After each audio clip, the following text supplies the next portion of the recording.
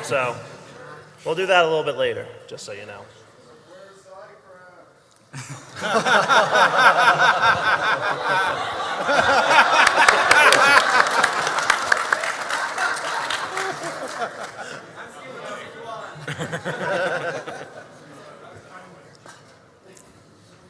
That's classified.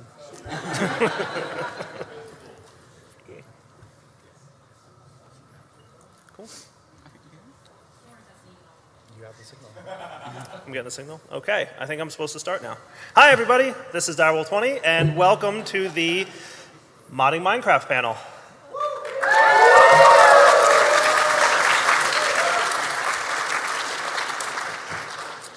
So before I get started introducing everybody we got on this panel today, I'm curious of the mod knowledge in the room. So out of curiosity, raise your hands if you've heard of modding in Minecraft.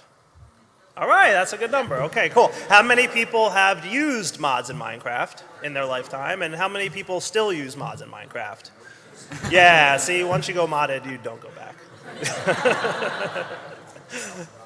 Cool. All right, so the first thing I'd like to do is kind of introduce everybody on the panel here. I'm going to introduce with my name, and then I'm going to let them talk about who they are and what they do. So starting at my far left, Pahimar.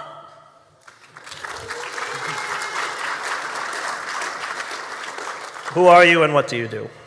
My name is Pahamar. I'm the owner of Forgecraft. I also do Equivalent Exchange, and I've done a Let's Mod tutorial series.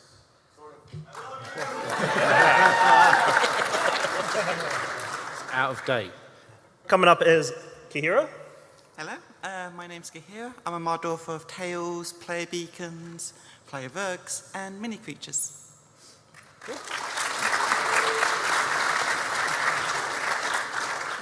And next we have Tech Brew. Hi, I'm Tech Brew. I'm the guy to blame for Journey Map, on the client side anyway. And Yeah.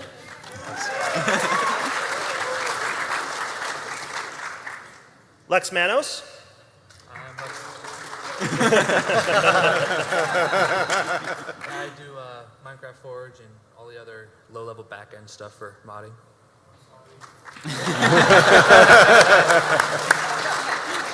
Cool.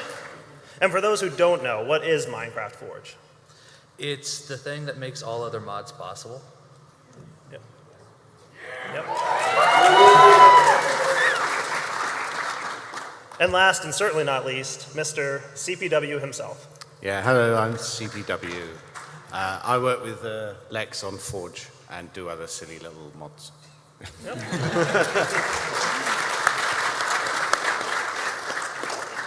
Don't forget Iron Chests. That's a very well-known mod. Yeah, I know. Right? But Prog owns that now, not me. Okay, he took that over now? Yeah, he took that over 2 years ago. Dirt chest for life. Dirt chest for life. yeah, of Yeah, course. I love the dirt chest, 9,000. Cool. So we're here to talk about Minecraft mods, the current generation, the future generation, what's coming down the pipeline, and kind of just to get an idea of what people are interested in mods and what they want to know. So we have a couple questions at first that we're going to kind of go through that we know a lot of people would like to hear and maybe talk about, and then we're going to open up to audience questions. So recommend if you guys have something you'd like to ask somebody on the panel, everybody on the panel, something like that, you know, get that in the back of your mind and we'll call you up a little bit later. Cool? So I guess one question I'd like to ask the panel, for those of you, I mean, a lot of people in the audience here obviously have used and played with mods a lot, but what would you recommend for somebody who's never played with mods? How would you get started? Like, what do you do? How do you download them? Where do you find them? Like, how do you make sure you're safe when you get them so that you're not downloading something malicious? Anybody have a thought there?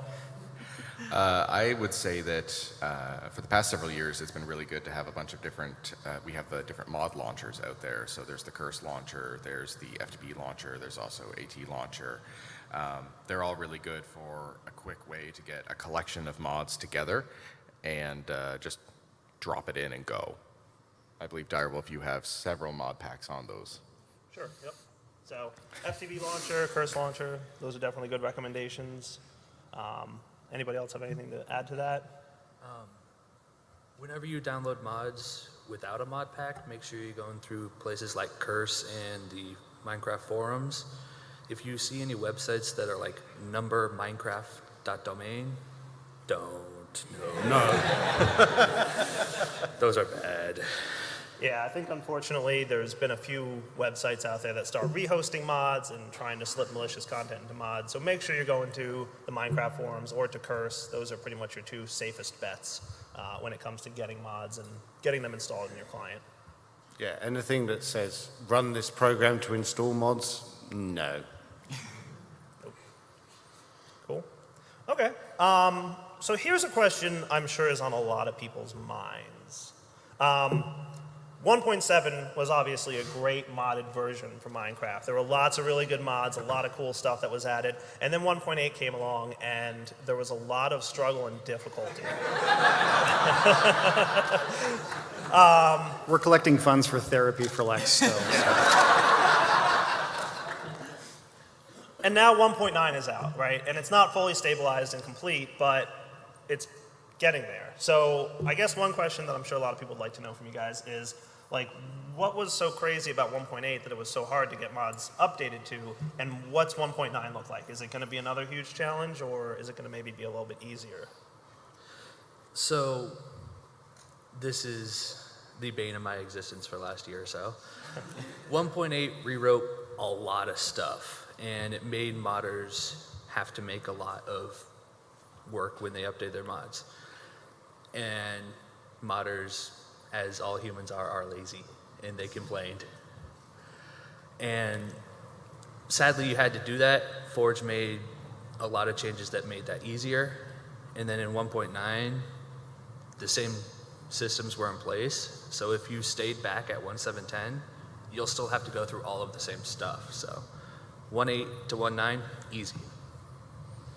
I do want to say, though, that if you do like modded Minecraft and everything, Lex and CPW deserve a really big round of applause because they put in a colossal amount of effort.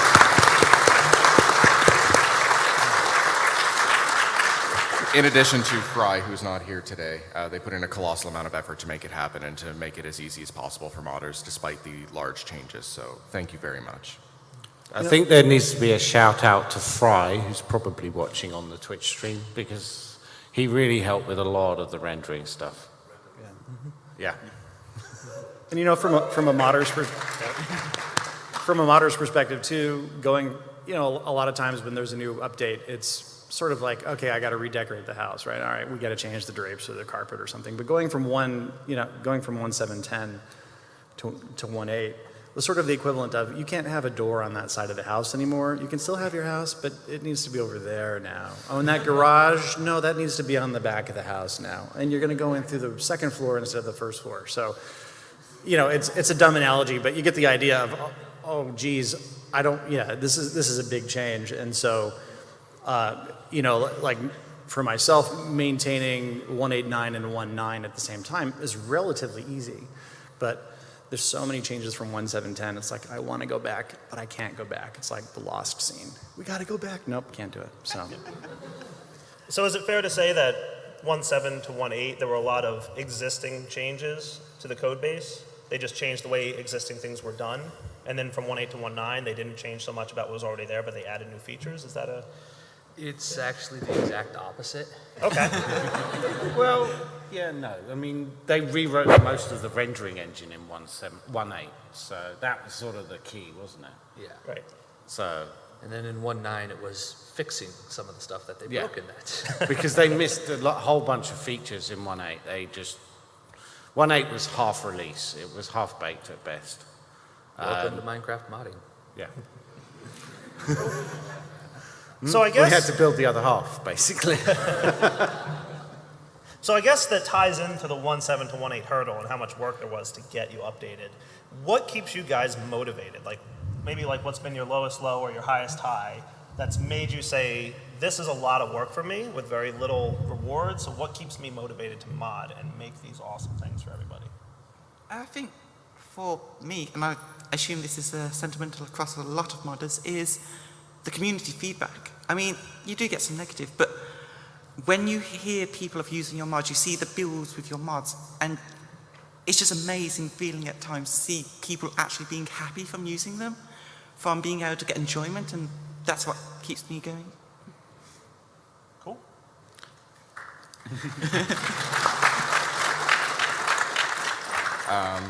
I love to see people learn, to learn how to use the mods, and I'm thrilled whenever I hear that someone's decided to try modding themselves. So that's what keeps me away from my lowest lows.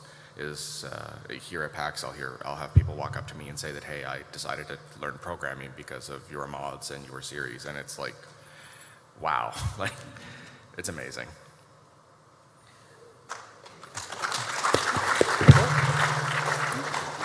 I keep updating because I get lost if I don't have Journey Map.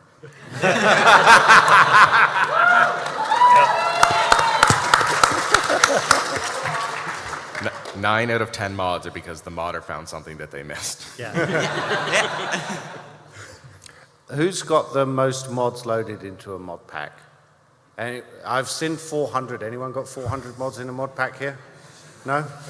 What? That One here. motivates me. I'm really proud of the fact that the code I wrote lets people load that many mods in. I was absolutely flabbergasted.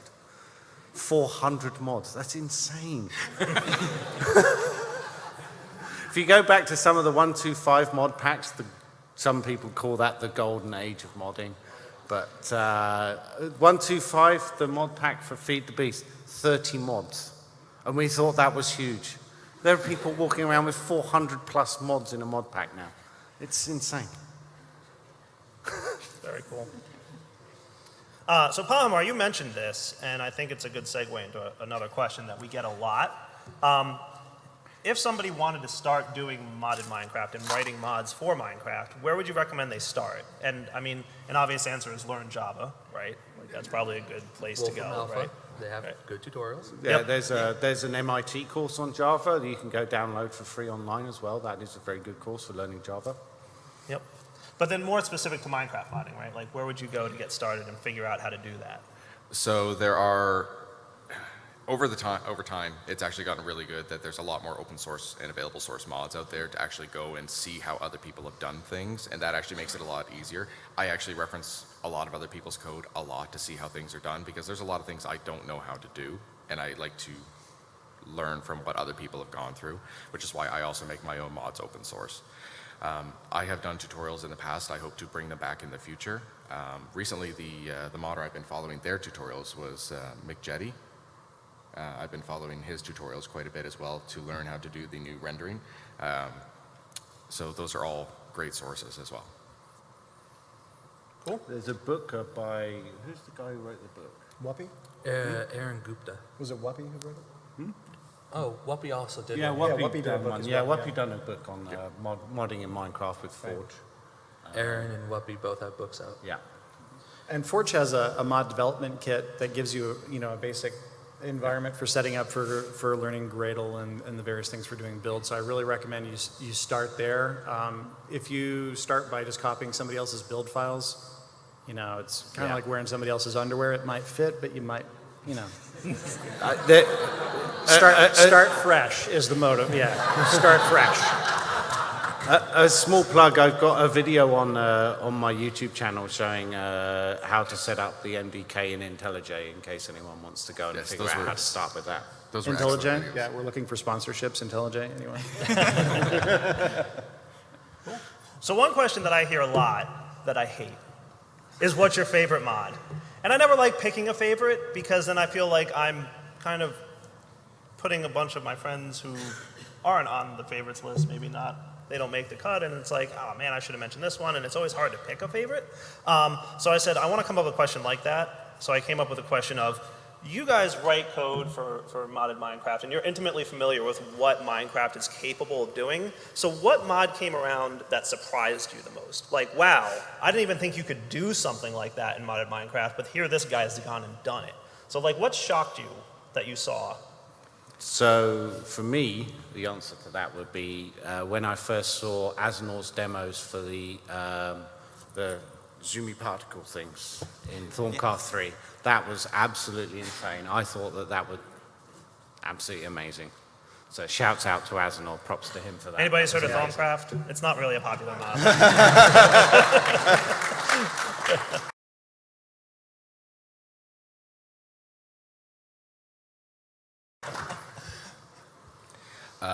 Anything Vazkey does.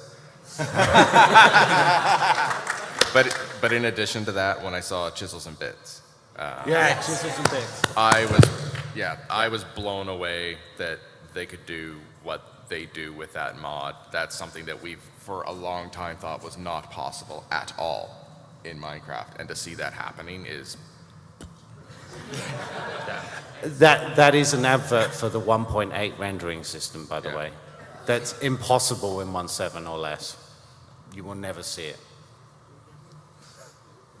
My personal favorite tech mod is the ships mod, because no one should ever use this mod because it is horrible performance-wise, but it is really cool.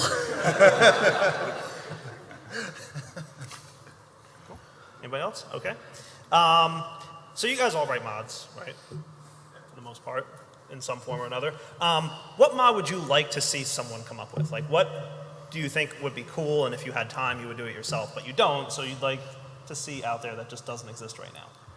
I really want an XCOM mech suit mod. Just somewhere you can like get in a giant mech suit and just stomp all around. I would love that. I'd love to pick up the Solstice mod I did for a mod jam to add seasons to Minecraft. I would really love that as an immersive mod. I'd like to see the Factorio trains in Minecraft. I've been on a Gundam kick lately, so someone make me a Gundam mod with giant mechs. Cool. How about you, Dyer? Me? Yeah. I still want to see a time travel mod. Time travel. Yeah. Direwolf is a Time Lord. Yeah, exactly. No, like maybe if it was like, you know, like some kind of tracking of what's changed in your world, and there's segments that you can travel back to that actually spawns as new dimensions. Like use the dimension system, right? So like jump to dimension ID 3 and it's what your world looked like a week ago. I'd like to. I know it's a lot of caching, there's technical challenges. That's probably why it doesn't exist. Actually, I know a mod that exists that does that. I just can't remember the name. Yeah. Yeah. I'd like to see something sort of like a BattleBots idea, but like a mob builder kit where you could essentially like build your own mobs out of various parts and put them together, sort of like the way some of the customizable weapons stuff works, and build mobs and then send them against other people. So, Did you ever? like Tech Brew. yes, radioactive zombie with extra armor, right? And then I think Did it'd you be ever fun to have see the some- Clay Soldiers mod? Did you ever see the Clay Soldiers mod? Oh, Yeah, that was that's from back in basically what you're 1.2.5. asking Oh, for. really? Yeah. It's really awesome. I think, unfortunately, the author, stopped a while ago, but That was a really great mod. Clay Soldiers. Yeah. So I've got a couple more questions here prepared, but we'd like to hear from you guys in the audience, like some questions and some thoughts on things. So why don't you start maybe queuing up over here on the right-hand aisle. There's a microphone up here, so feel free to jump up here and get in line and Don't be throw some afraid. questions our way. And while we're waiting for a couple people to line up and be brave and stop being shy. Cool. So go ahead and introduce yourself and let us know what your question is. Hi, I'm James. I love everything that you guys do, especially Forge for making it all possible. It's really amazing. Do we ever think we'll see mod support on the consoles? I know there's been talk of enabling mods for some of the newer generations. Do we ever think that that's ever going to happen? So when it comes to the consoles, they're obviously a completely different architecture, and mods to the level in which we have on the Java version will never happen on the console. You may see mods that add new retextured blocks, but that's probably about it. Right. It's simply because Microsoft has, well, all consoles have those things locked down so tight for copyright protection. Right. Cool. Thank you, guys. I think, just to expand on that, I think the consoles share a common code base with MCPE, Pocket Edition, and the Win 10 Edition. So as those pick up their Sky quotes mod support, which is going to be limited to, as Lex says, like texturing and stuff. I suspect that the consoles will probably pick up the same capabilities, but it's going to be extremely restrictive. Never expect anything like what you get in Java Edition today.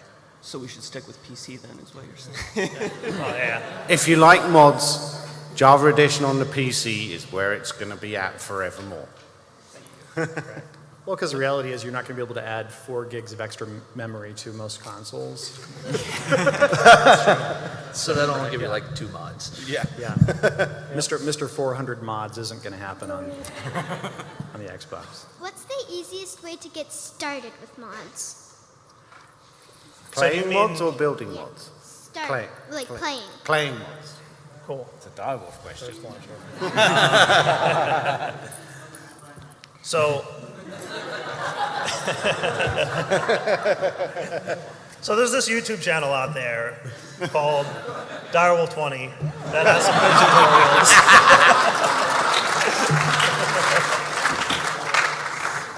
tutorials. But failing that, you can definitely watch. There's plenty of Twitch streamers that play modded Minecraft. Most of the mods have wikis that will detail you how to get started playing with them. But if you download a mod pack that has, 30 different mods in it or 400 different mods in it, and you question, all right, where do I get started or how do I get going in this mod pack? The best thing to do is really start playing with what you already know. So start chopping down trees and mining and collecting resources, and you're going to find things that you don't know what they are. Like, oh, now there's copper, now there's tin, now there's lead, now there's all these different resources. Now there's magic. Yeah. And my recommendation is just to start playing, and you'll stumble upon things, and you'll want to figure out what this is used for, and you'll figure it out. And if you have questions, check either the wiki or look on YouTube for tutorials about that specific mod, or look at some trees. Yeah, NEI and NEI, JEI. JEI. JEI. Yeah. Yep. Depending on your version of Minecraft. Yeah. Yep. NEI and JEI are definitely good helps for that. And even more so, some mods nowadays are starting to include their own in-game tutorials, which I personally think is a really useful thing. Obviously, Thaumcraft has had that for a long time, a book that kind of details how to use the mod. Thaumcraft doesn't need a mod spotlight. It has the entire instruction book in-game, right? So, and many other mods are starting to follow suit with that. So, there you go. Here's an answer to what would I like to see. I would like to see like a standard in-game instruction manual. I know there's the in-game wiki mod.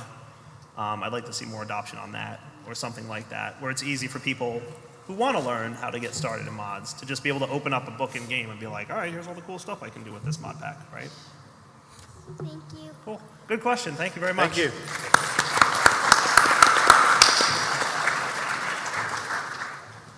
Hello? What mod have you guys used to build your most extravagant, amazing build, and how fast did Soren destroy yours?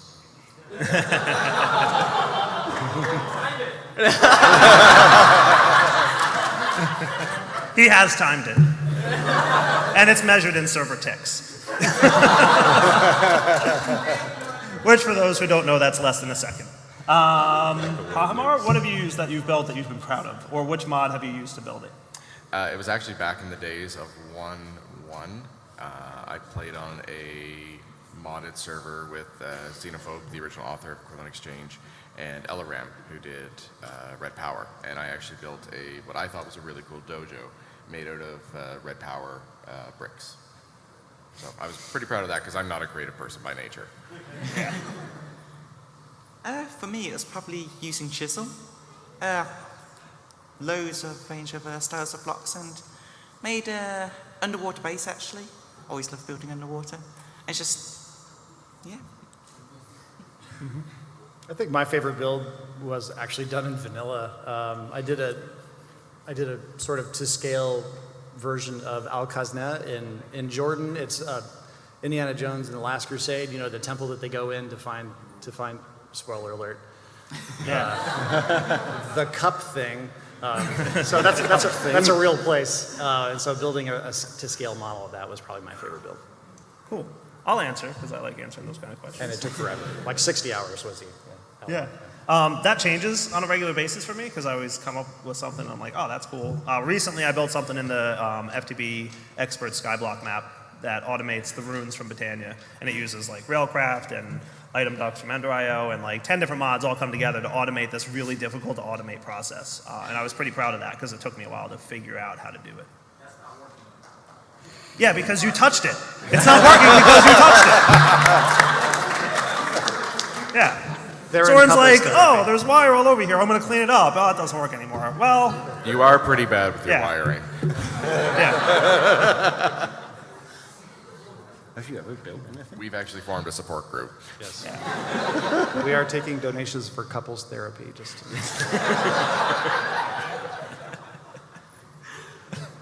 Yeah, I'm not a very creative builder. My standard go-to is, hey, that mountain doesn't need to be there anymore.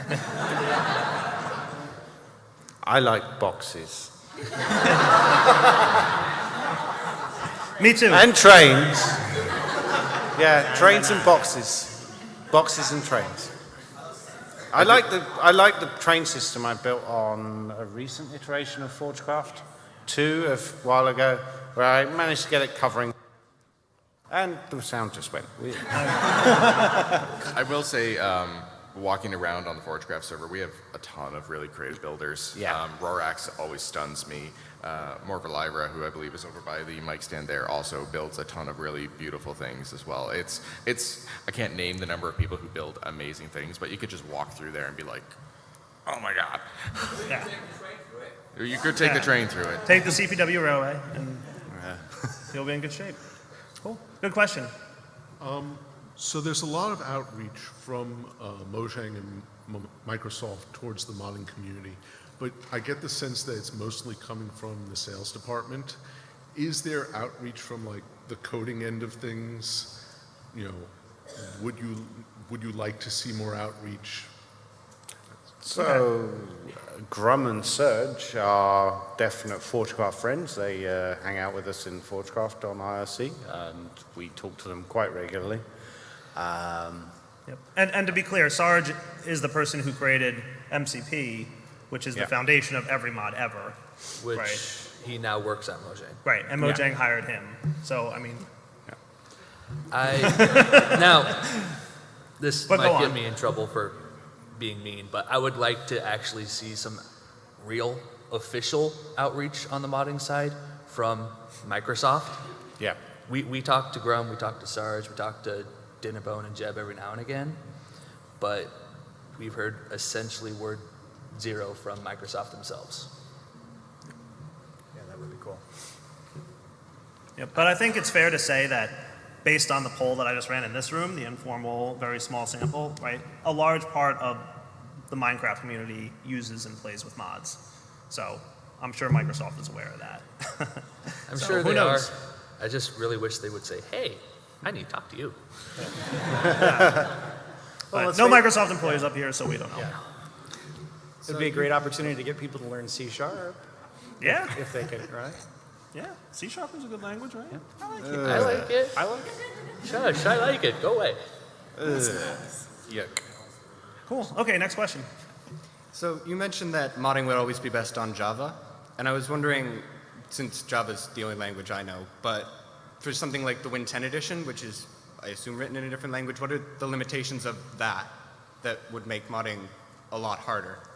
It's cryptographically signed by Microsoft. Oh, and they just don't enter And sign. they're So what's not that going mean? to share the So key. I don't know. There are ways around it, as Lex no doubt knows. Okay, so there are mods for the Xbox, the PS3 and 4, and all the console ones. They're just really not user-friendly. And the reason mods will never go to our level on the Win 10 and console versions is because they're what's called native code. They're compiled down to machine code, and it is really difficult to convert that back into something a modder can look at and say, hey, this function is a block, and it rotates it to the left. They did do that. It has been done. There is actually a complete reverse engineering of the MCPE Pocket Edition. In my opinion, the biggest hurdle will be the fact that none of the language that they've chosen, which is C++, is not memory managed. which means that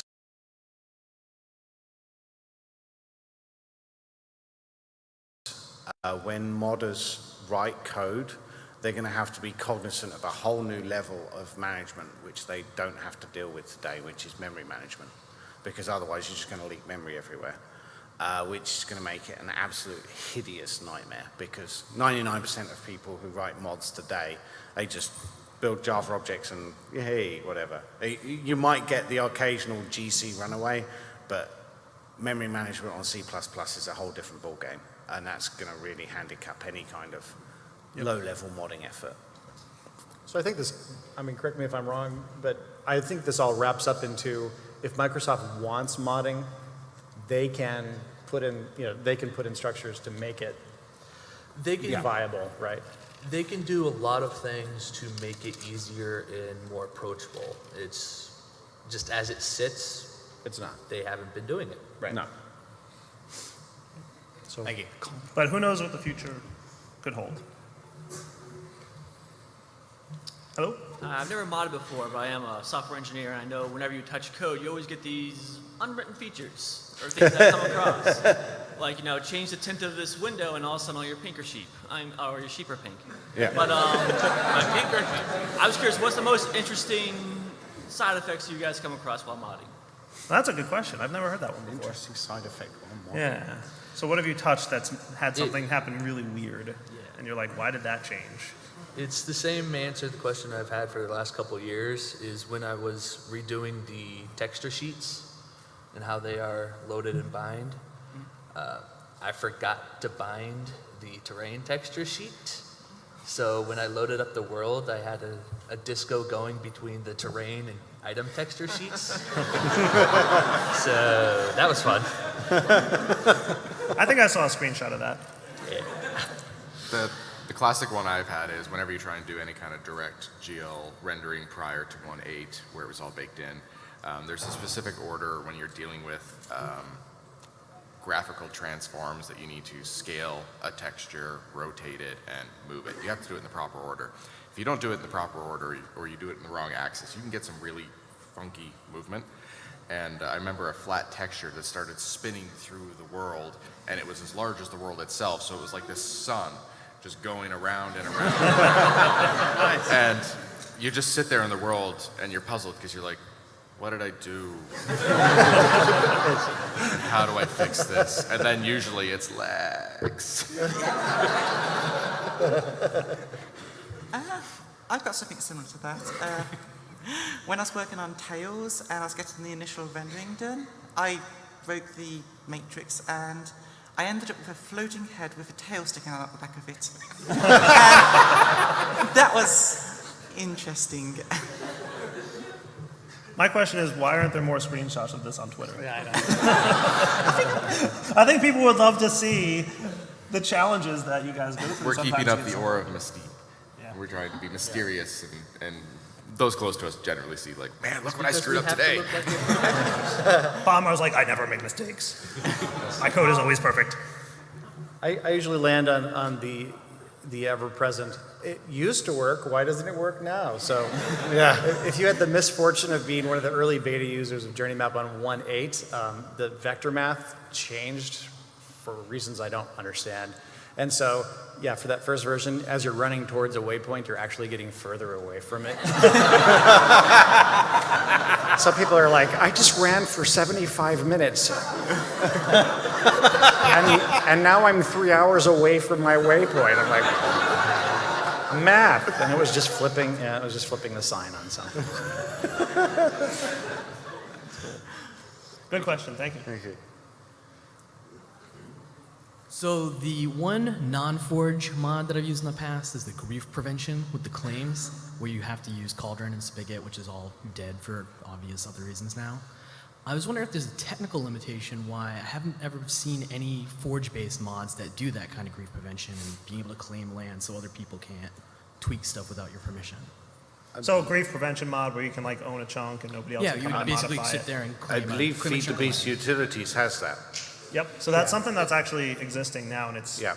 rolling up. FTP utils, yeah. FTP Utils, I believe, contains that exact function. Excellent. Right. Yep. So I've used it personally. It's part of the FTB Expert Skyblock map. You can use it to claim chunks. It has a built-in friends list, and only people on your friends list can modify anything inside the chunks that you've claimed. Yep. You can also use it to chunk load chunks, and you can limit how many chunks are chunk loaded per player and put limitations around that. There's a whole bunch of other cool admin-y type stuff FTB Utils can do. I've used it to look into other players' inventories, and there's cool stuff you can do with it. Sorry. Yeah, if anybody else misses Townie from the old days, I used to play on Townie servers. FTB Utils is coming along to really provide that sort of functionality.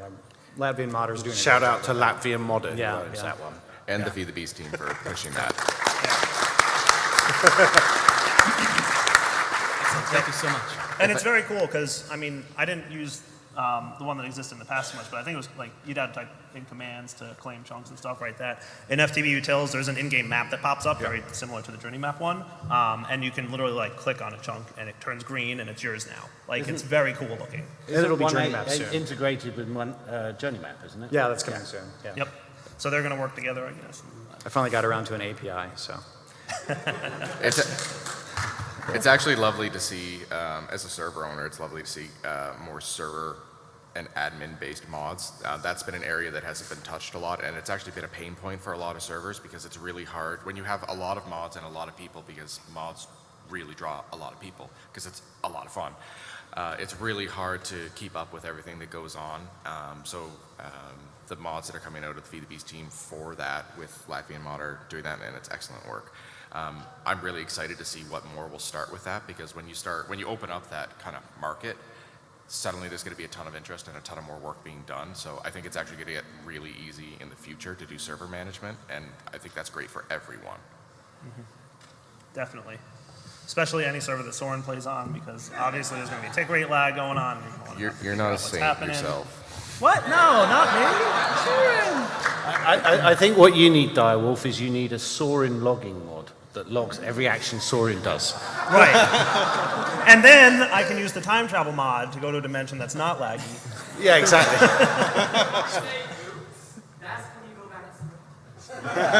Yeah.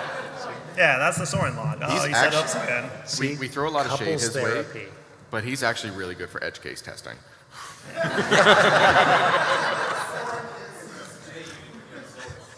I have found bugs I never thought I had because Soren's like, I just decided to click really fast.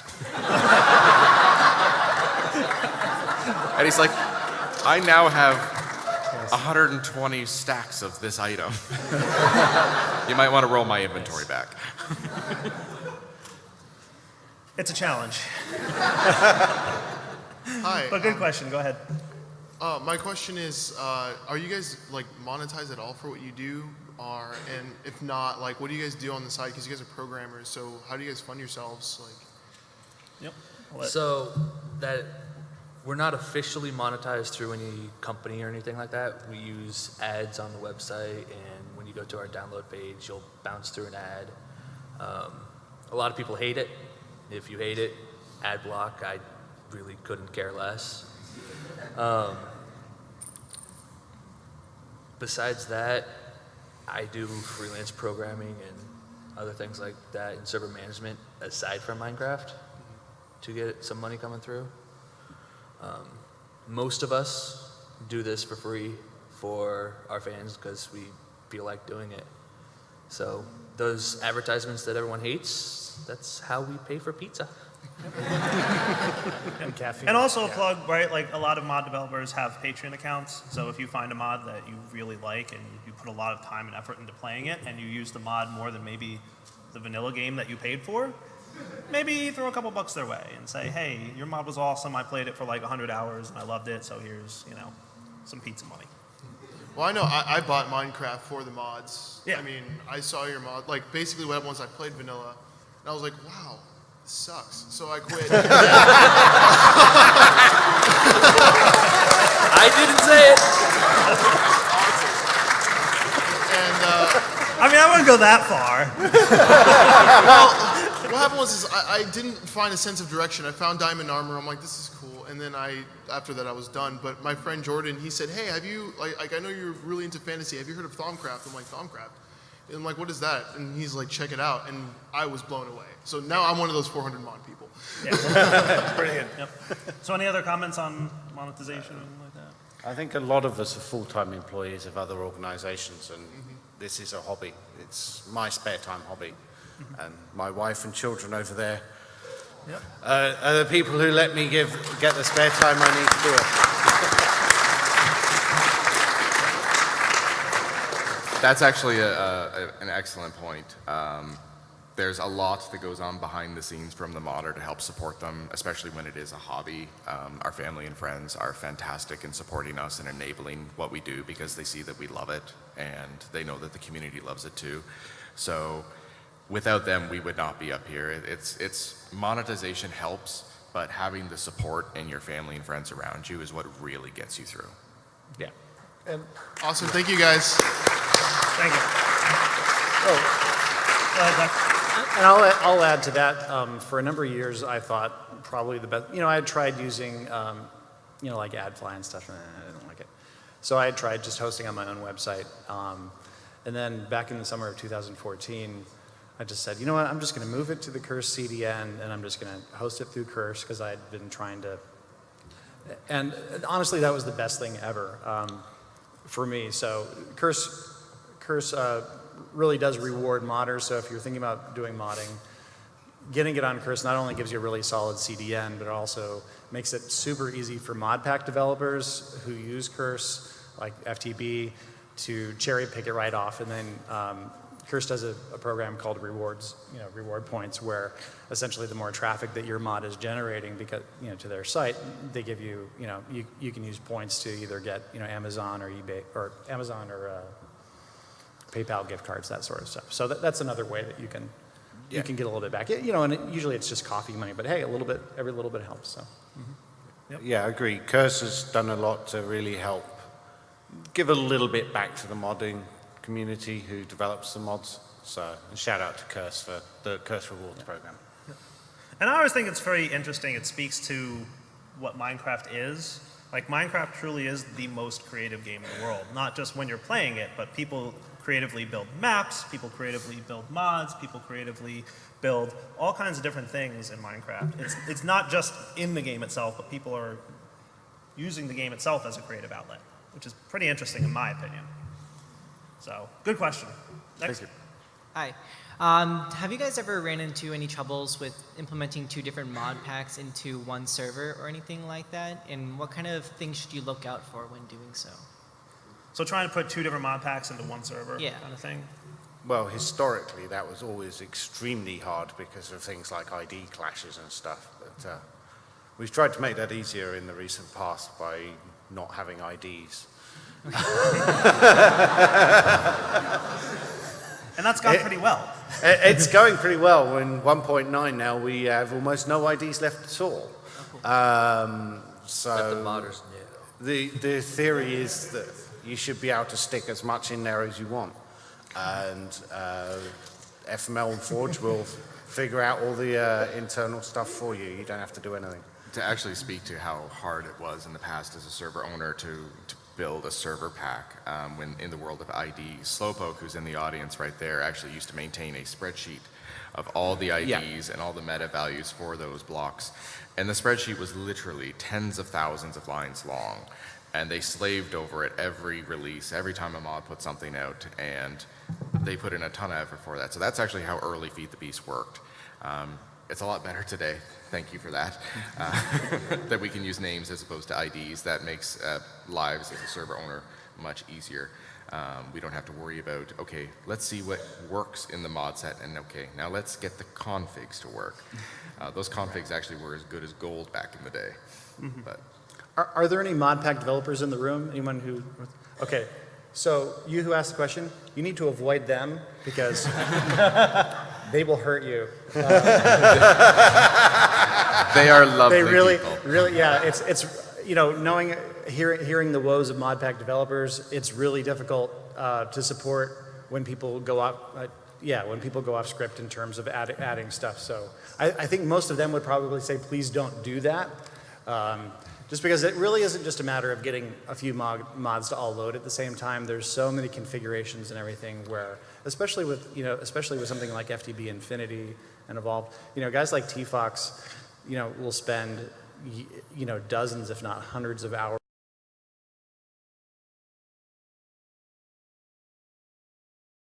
making sure the configs work, because you have 5 different mods that all have a copper ore, and you don't really want World Gen to do 5 different copper ore gens that that don't I like work 5 together. different copper ores. They look pretty.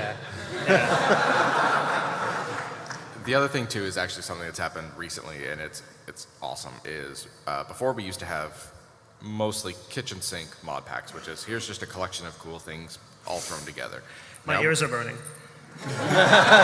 Kitchen sink. Now we are getting into much more thematic mod pack releases, and having mods like the Hardcore Quest mod, where you can actually have mod pack developers can actually guide a player through an experience that they're crafting. So it's not so much, here's a bunch of mods, have fun. It's, I'm going to give you a curated experience of this is how I'd like you to experience what I've made for you. And it actually gives rise to mod packs like Crash Landing, Agrarian Skies, Affinity Evolved. The hardcore version is, I would also say that because it's meant to, okay, we're going to really grind you through it, but which is a fun experience as well. You don't always want to go super fast through a mod pack, but Direwolf and I have played several thematic mod packs, and they've always been excellent experiences. Right. And it's just fun because it's something different, right? Now you have like a script that you're following and you're being guided through the sequence of events. And as someone who doesn't play mods a lot, it's actually a really good way to experience mods that I would not normally have played. Yep. And many of those HQM mod packs are meant to be tutorial-ish in nature, so they're cool. Thank you. Yep, thank you.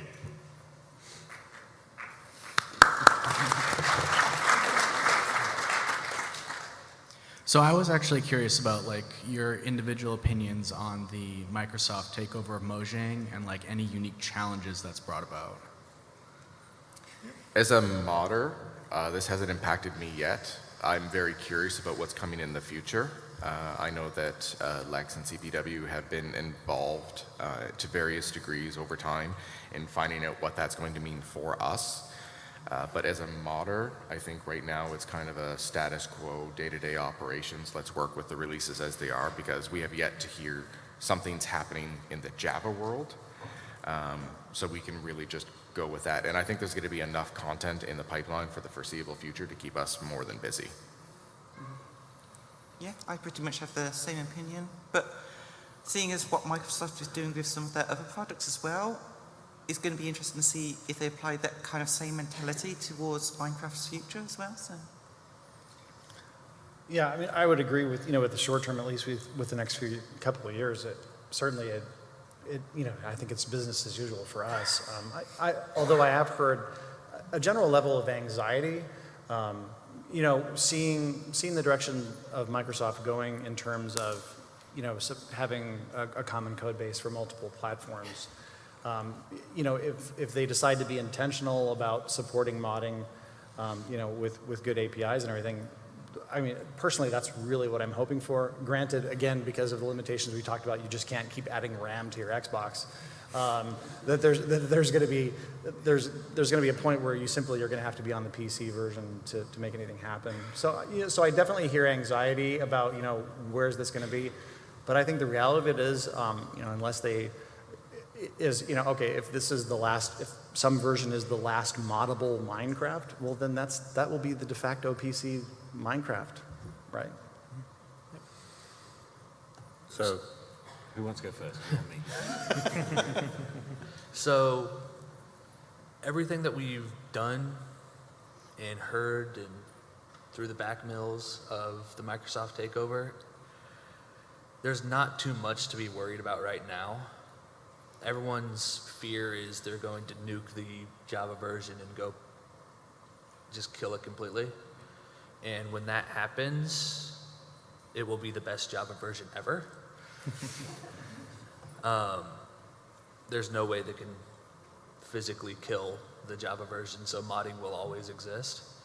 It just may never be officially supported ever again. they're moving towards the same code base. They're using it to pimp out the Windows 10. They're using it to get into the learning market, get some goodwill press for that. There's a lot of business side of it, and honestly, they're probably not even thinking about modding in the Java side too much. So I wouldn't worry about it, at least not for a couple more years. Well, it's been 2 years now nearly since the acquisition, so at least 18 months. And they haven't killed the Java edition, which was what I was expecting them to have done 18 months ago. So my current expectation is that they're just going to quietly let the Java edition fade into the sunset, which is absolutely perfect for me and Lex because it means that we maintain the Java edition to exactly what we need it to be. All of the other major projects pretty much ride on our back as it is. So Sponge and other server-side stuff, even Lightloader really piggybacks off our stuff now. So pretty much in one way, shape, or form, everything Java, Minecraft related, we have a hand in. So at this point in time, if that's how Microsoft play it, then modded Java edition Minecraft will probably exist for as long as anyone can be bothered to play it and update it. If Microsoft decide to go a different route, then there could be other problems. Unfortunately, most of those involve horrible things like legal cease and desist and stuff like that. I very much doubt that they will do that. I think they would be very, very foolish. But I have been fairly vocal about this in other forums in the past, so. Just live it. I think the basic gist is there's no sign from Microsoft that they don't want modding to continue. No. And I think that they're definitely aware that modding is a huge part of the Minecraft community. And I really don't think that they have any plans to stop it. And we actually know several Microsoft employees who really enjoy modded Minecraft as well. Like, We no one believe wants it's this driving to a go away. significant portion of Minecraft sales today. Yep. Modding. So they'd be stupid to kill the fatted goose before it finished laying all the eggs. If we ever get official word, we'll let you know. Yeah, but we have nothing. We've had nothing at all official from Microsoft. Either way. So.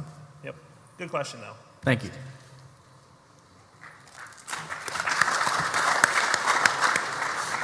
So you mentioned before that 1.7, it was hard to shift from 1.7 to 1.8.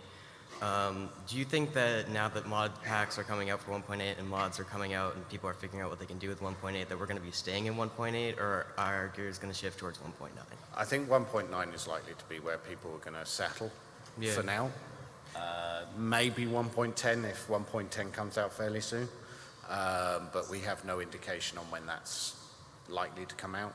But 1.8 to 1.9 is almost very little effort, relatively speaking. 1.9 to 1.10, based on our informal conversations, is likely to be about the same level of difficulty.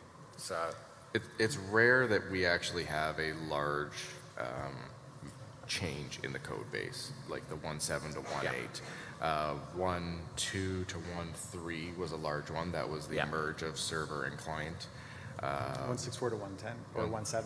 1.64, was it 1.67? 1.6 to 1.7, yeah. 1.6 to 1.7 was a large change as well. So there haven't been a lot of periods of time where it's been a huge gap like that in terms of a large step up. Usually, though, once you get through it, you actually do see a large improved feature set. Anyone who remembers modding in 1.2.5 and earlier, it was a nightmare because you had to mod the server and the client separately. Edit jars. Yeah, for a long time prior to that, you actually had to physically mod jars themselves, so drop the files inside. There was even a time before that where you actually had to make sure that you were playing mods that didn't modify the same file, way back in the day. So where there is pain, there's always going to be a bit of a gain. The rendering update has actually been fantastic. It's a pain for us, but it's wonderful for everyone else who's using it. And as more people adopt it, the faster it goes. There's very much momentum in the modding community that when one person figures something out, everyone else will jump on board with that and then move forward. Usually that's Asinor. Yeah, usually that's Minecraft 5 comes out, and then everybody's like, oh, 1.8, let's go. Well, it's also that, and it's like, oh man, everyone's gonna move. I should move too. Right, yeah, that's But what happens.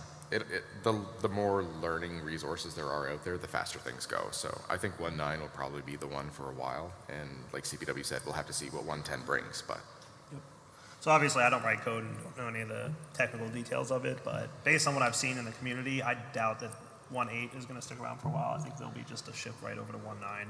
Like I've already done a mod spotlight on a 1.9 mod and a pretty big one at that, Blood Magic. So, I mean, 1.9 is going to happen, I think, sooner than later. Yeah, on the technical side of it, 1.8 to 1.9, 99% of mods, 2-3 hours of work, if that. There's still a few bugs that are in 1.9, so probably 1.9.5, 1.9.6 will be our 1.7.10. So, cool. All right, thank you. Thank you. Good question. Hello. Hello. I am a resource pack artist. Hello. Very cool. How do you feel about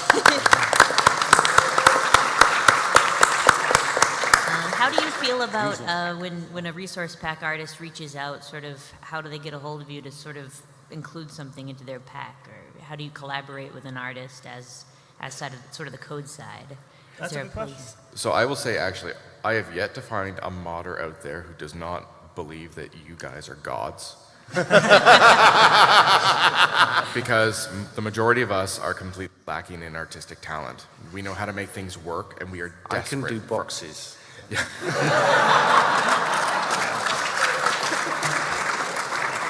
We are always desperate to collaborate with modders and artists. Modelers and artists. Actually, now that we can do some really cool models, immersive engineering blows my mind too in terms of the models that Rorax does. Actually, several of the developers are. I would say, in terms of getting a hold of us, several of us watch our accounts on the Minecraft forums. We often have Twitter or Facebook and such like that. IRC is good. IRC as well. IRC is a little bit more technical. Please, we need more of you. Yes. I believe actually there's a huge opportunity for the artists in the Minecraft world to start collaborating with the modders of the Minecraft world and just take it to a whole new level. Please. So personally, thank you for what you do. You are incredible. Thank you. Yeah, no, I think that's actually a really good question, because I've noticed a trend in the last Minecraft version or two. A lot of mod developers are no longer doing their own models and textures. They're saying, oh, this is my texture person. I write the code. They do the things that look pretty. Yeah, my advice to you would be, just reach out and say, hey, do you need any, do you want any, that sort of thing. I mean, because my process is usually threefold. One, oh, I need some new art. Two, anybody want to help me with art? Three, Microsoft Paint it is.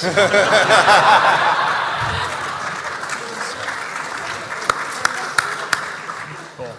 So good question. Thank you. I have to make a note about that. The pain of the 1.8 update for modders is a great boon to resource pack makers, because that allows you to create models and textures in your guys' format that you're used to doing, not Minecraft's proprietary stuff. Yeah, So we split everything up, so we're like, ooh, this is this, and then you guys are crying in the back. Yes, we are.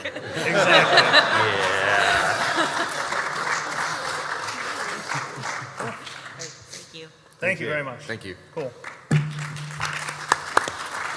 Ha. So we're getting close to the wrap-up signal here. The guys are just kind of waving at me like, hey. Morby, did you have a question? I did. Oh, okay. I thought you were just screening all the questions up there. Okay, I'm sorry. We have one more question from Morva Lyra. Many people may know her. Yeah, Of I'm Doing Morby. Cuteness. Hi. As you guys know, I make pretties. Yes. And I want to know, when are you going to give me new pretty blocks to build with? What was that? When are you going to give me new pretty blocks to build with? When is she going to get new pretty blocks to build with? Didn't you see Chisel and Bits? I have seen Chisel Bits, but that's just taking down all the other pretty blocks and making other things. I want new pretty blocks. I don't know. Where's Cricket? He made water a chisel and bits thing recently. Yeah, that blew my That mind. looks really cool. Water and lava is chisel and bits. It's all going to be chisel and bits, you know. Okay. I'll play on 4-track more, I promise. Cool. Okay, so looks like we don't have any other questions from the audience here. So I just had one question, and this is me personally. Who is Jason, and why does everybody hate him? JSON is JavaScript Object Notation, which is basically just the format we have to do a lot of stuff. Mojang adopted it because it made things for resource pack developers a lot easier in terms of making their own models and textures and stuff. And for us, we're mostly complaining because we have to learn something new and it's big.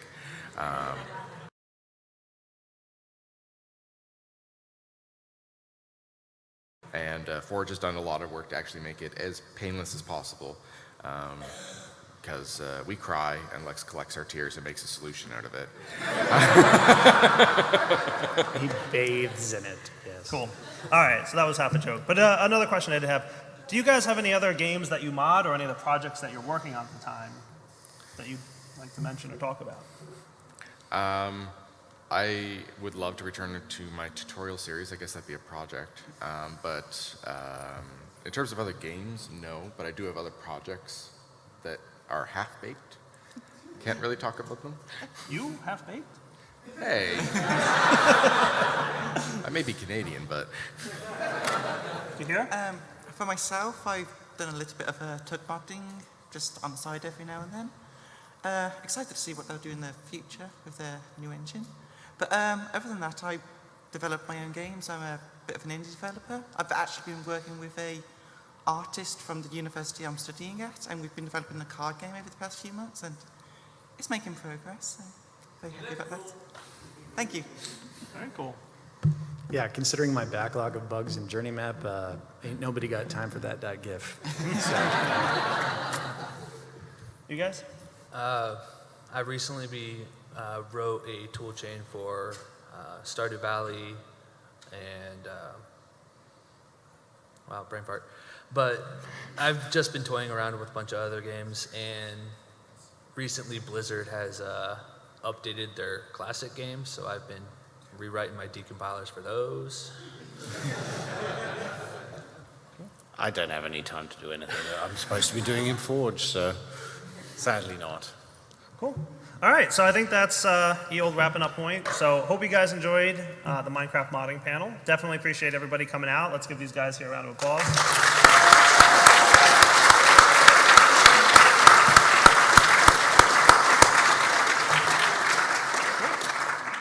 All right, thanks everybody. Just a quick note, if anybody wants to do like a meet and greet and come say hi to anybody up here on the stage, these guys want to clear out this room for the next panel, so don't come rushing up. If you head out the doors in that direction, you'll see us somewhere. We don't know where we'll be, but it'll be out there in that direction somewhere. Just look for these guys. You gotta say it. What? Take it easy.